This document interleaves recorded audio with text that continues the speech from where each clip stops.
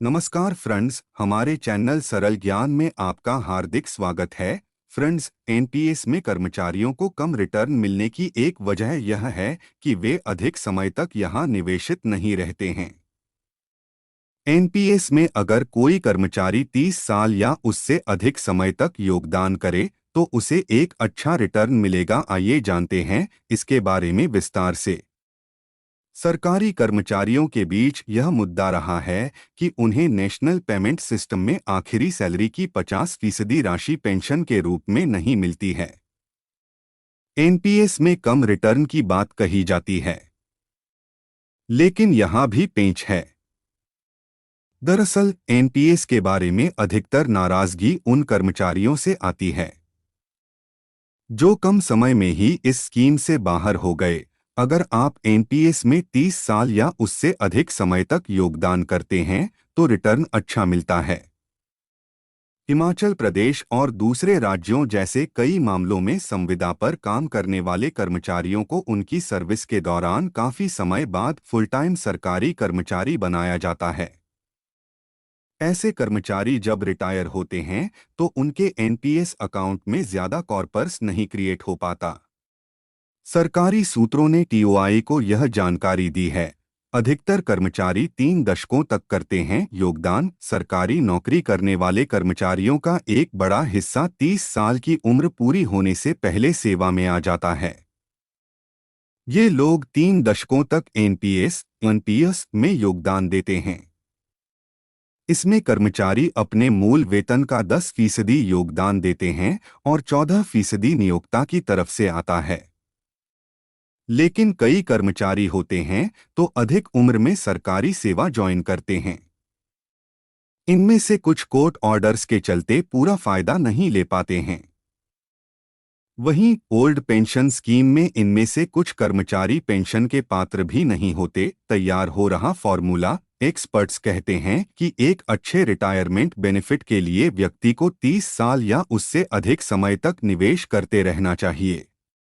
वित्त सचिव टीवी सोमनाथन की अध्यक्षता वाली समिति कर्मचारियों के साथ साथ केंद्र और राज्यों की सरकारों के हितों की रक्षा के लिए एक फॉर्मूला तैयार कर रही है। एनपीएस ट्रस्ट वेबसाइट पर एक एनालिसिस से पता चलता है कि कैसे एक कर्मचारी द्वारा चुना गया टेन्योर और एन्युटी की राशि पूरी सेवा अवधि के लिए एक निश्चित योगदान के साथ एक बड़ा अंतर ला सकती है। पुरानी पेंशन स्कीम में हैं ये फायदे। अभी तक केंद्र सरकार ने पुरानी पेंशन योजना ओल्ड पेंशन स्कीम में किसी तरह की वापसी से इनकार किया है। वहीं कई विपक्षी दलों शासित राज्यों में पुरानी पेंशन योजना को फिर से अपना लिया गया है। ओपीएस में कर्मचारी का कोई योगदान नहीं होता था।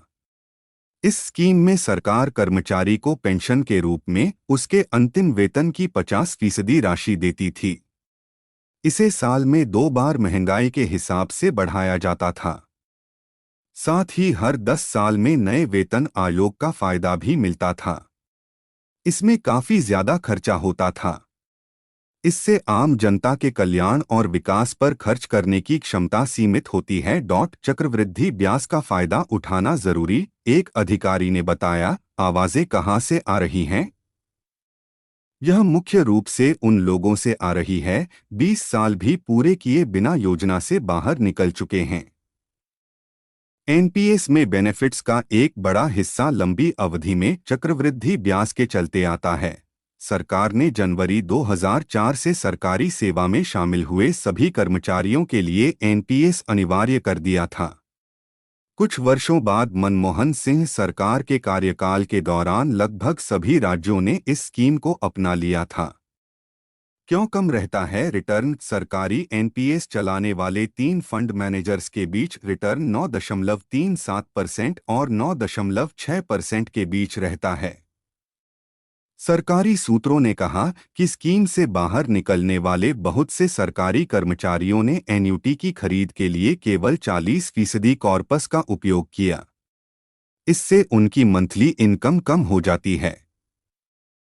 इसके अलावा कई ने परचेज प्राइस की वापसी के साथ एन्युटी का विकल्प चुना, जो सबसे कम रिटर्न ऑफर करता है, क्योंकि इनिशियल कॉर्पस वापस कर दिया जाता है।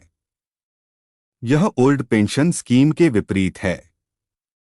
वहां पेंशन के साथ ही पति या पत्नी के लिए फैमिली पेंशन, फुल पेंशन का 50% भी है, और इसलिए यहां पूंजी की वापसी शामिल नहीं है। फ्रेंड्स, आशा करते हैं कि आपको हमारा ये वीडियो पसंद आया होगा।